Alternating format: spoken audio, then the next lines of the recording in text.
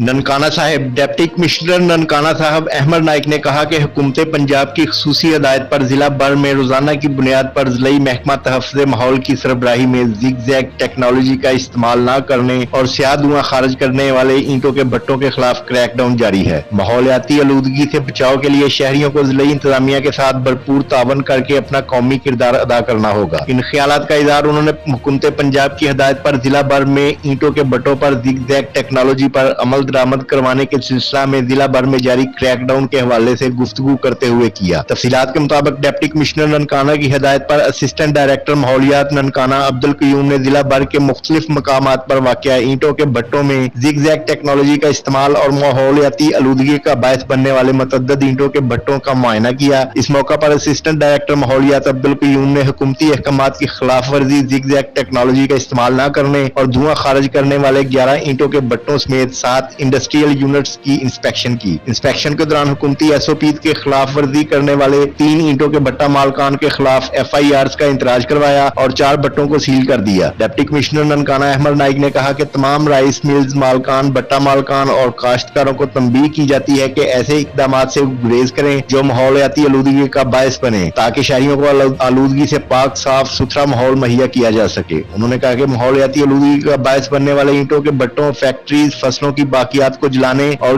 गर्दो गुबार के अवामल में मुलव्वस अफराद के खिलाफ सख्त कार्रवाई की जाएगी।